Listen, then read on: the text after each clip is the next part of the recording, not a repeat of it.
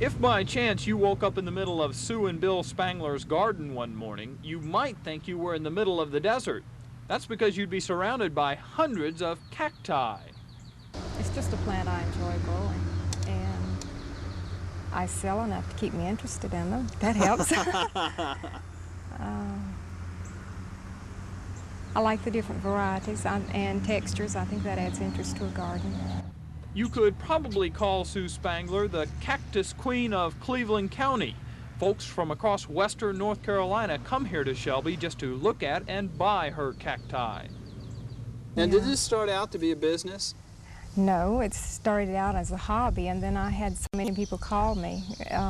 Every few days somebody would call and say, where did you get your cactus plant, or where can I find some? And so there was a need for it, so I got into it that way. Sue got into cactus several years ago while she and Bill were traveling. She brought home a cutting from a cactus, and from there started the first of several beautiful gardens that now surround her house.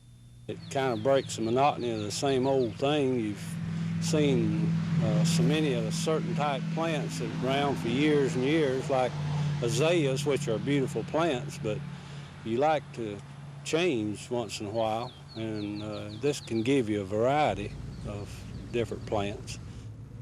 One reason you may not see a lot of cactus gardens around like the Spanglers is because many people think of cacti as desert plants. But Sue and Bill say they grow very well here. They'll stand the cold of winter and the heat of summer.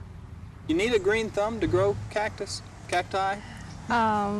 Well, I'd say a brown thumb. You know, working with the soil, don't be afraid to a little bit of dirt. It doesn't take very much work for them to put them out. Doing the digging to put them out is the hardest part. You usually have to water them a few times when you first put them out, but after that, once they get their start, they're pretty well self-supporting. There are many different varieties of cacti in Sue's garden of nearly 3,000, from the rope cactus to the beaver tail, and her favorite, the prickly pear. Sue Spangler is definitely high on cacti.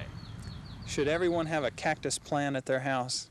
Oh yes, they're delightful. I think, I believe so.